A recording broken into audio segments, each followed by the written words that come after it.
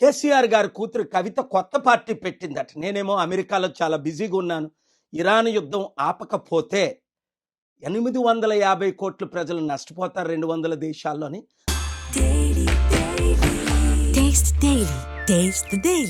రాత్రి పగలు ట్రంప్ గారితో, స్పీకర్ మైక్ జాన్సన్స్తో, లీడర్స్ అందరితో చర్చలు జరిపిస్తున్నాను. ఈ లోపున మన తెలుగు రాష్ట్రాలను సర్వనాశనం చేయడానికి అనేక మంది ఇంతకుముందు ఎలా పార్టీలు పెట్టారో అలాగే తెలంగాణను సర్వనాశనం చేయడానికి కవిత ఇంకొక పార్టీ పెట్టింది. ఎవరు పెట్టించారు, ఎందుకు పెట్టించారు అవన్నీ మీకు తెలుసు.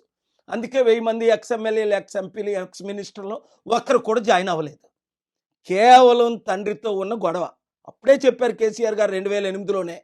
కవిత నా చారిటీ సిటీకి వచ్చినప్పుడు, సార్ మీరు 10 కోట్లు అడిగితే 15 కోట్లు ఇస్తానన్నా.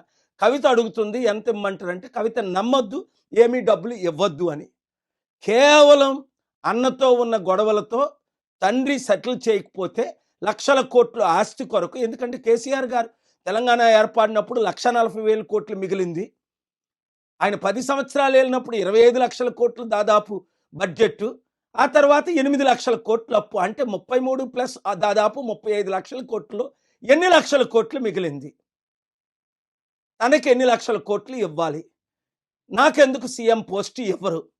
నా దగ్గర 1000 కోట్లు ఉన్నాయి, నేను ఖర్చు పెడతాను అని ఇప్పుడు కోట్ల రూపాయలు ఖర్చు పెట్టి ఫ్రంట్ పేజీలో న్యూస్లో వేయించుకొని, మన బీసీ, అంటే నేను బీసీగా మాట్లాడుతున్నాను, మన కాపులు, నేను కాపుగా మాట్లాడుతున్నాను, ఎస్సీ, మన ఎస్సీ, ఎందుకంటే నేను ఎస్సీ దళితుల అమ్మాయిని పెళ్లి చేసుకున్నాను కనుక కులాలకు, మతాలకు, ప్రాంతాలకు అతీతంగా నేను సేవ చేశాను కాబట్టి మనల్ని మోసం చేయడానికి మరలా కవితని దించారు. 80 సంవత్సరాలు మన బీసీల్లో ఒక్కడు ముఖ్యమంత్రి అయ్యాడా? 60% ఉన్నా. మన కాపుల్లో ఒక్కడిని ముఖ్యమంత్రి చేశారా? 27% ఉన్నా. మన దళితులు కానీ, ఎస్టీలు కానీ, ముస్లింలు కానీ, క్రిస్టియన్స్ని కానీ ఒక్కరిని 5 సంవత్సరాలు ముఖ్యమంత్రి చేశారా? ఇప్పుడున్న పార్టీలు 12 మంది రెడ్లు అయ్యారే. 3% ఉన్న వాళ్ళు 3 అయ్యారే. మనల్ని అవ్వనెవరు?